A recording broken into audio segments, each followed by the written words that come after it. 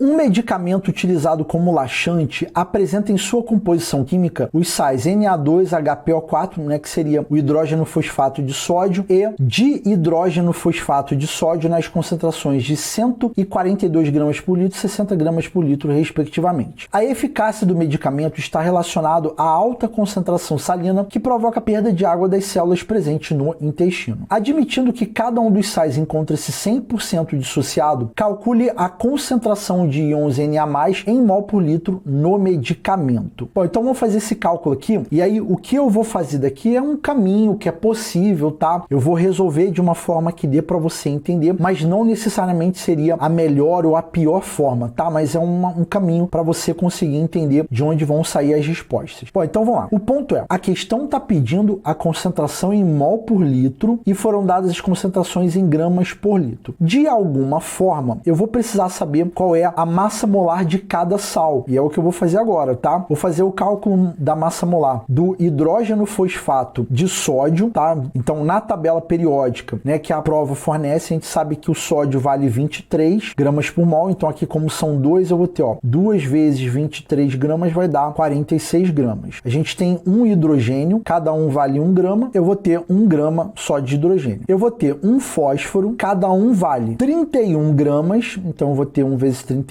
vai dar 31 gramas, e eu vou ter 4 oxigênios, cada um vale 16 gramas, então eu vou ter 64 gramas no total. Agora eu vou somar 31 com 64, com mais 1 e mais 46 gramas. Isso daqui vai me resultar em 142 gramas por mol. Então, cada mol do hidrogeno fosfato de sódio, eu tenho 142 gramas. A mesma linha de raciocínio eu vou fazer para o dihidrogeno fosfato de sódio. Então, eu vou ter, ó, NaH2PO4. A gente aqui tem uma questão que facilita muito, é que eu já sei que 4 oxigênios vai dar 64 gramas, então vou colocar aqui direto. Aqui só tem um fósforo, então vai ser 31 gramas. 2 hidrogênios vai dar no total de 2 gramas e um sódio que vai ser 23 gramas aqui no total. Fazendo um somatório de todo mundo, então perceba que eu estou adiantando aqui, eu vou chegar a 120 gramas por mol. Então, cada um mol do dihidrogeno fosfato de sódio eu tenho 120 gramas. A questão falou pra gente o seguinte, olha, a concentração do primeiro sal é de 142 gramas por litro. Então, para pensar, pô, se um mol tem a massa de 142 gramas e eu tenho exatamente 142 gramas por litro, caraca, isso daqui é a mesma coisa que 1 mol por litro, não é isso? 1 mol tem 142 gramas e ali em 1 litro eu tenho 142 gramas, então eu tenho 1 mol por litro. Mas entenda que isso daqui é 1 mol por litro de quê? De Na2HPO4, tá? Então, ó, primeira conclusão que eu peguei. Segunda conclusão é que ele está falando que eu tenho 60 gramas por litro do dihidrogeno fosfato de sódio. Então, olha só, 1 mol do dihidrogeno fosfato tem 120 gramas. 1 mol. E ali eu tenho 60 gramas por litro. Pô, 60 gramas é a metade de 120, não é isso? Não é esse o raciocínio? Então, eu posso dizer que ali eu tenho 0,5 mol por litro de NaH2PO4, né? Porque 60 gramas é metade de 1 mol. Então, se eu tenho metade de 1 mol por litro, é 0,5 mol por litro do dihidrogeno fosfato de sódio. Tá vendo como a linha de raciocínio é bem tranquila até aqui? Então, naturalmente, você que tá vendo o vídeo deveria pensar como que você organizar a resposta lá pro corretor, né? Para ficar bonitinho. Então, a gente quer, assumindo 100% de dissociação, qual é a concentração de Na+ em mol por litro. Então, o hidrogeno fosfato de sódio, que tem essa fórmula aqui, quando ele dissocia, ele vai gerar 2, ó, tá vendo? Ó, vai gerar 2 Na+ e o ânion hidrogeno fosfato. O que nos interessa é saber que a cada 1 mol desse camarada, eu vou gerar 2 mols de Na+. Logo, se eu tenho a concentração de 1 mol por litro desse sal, após a dissociação, eu vou gerar 2 mol por litro de Na+.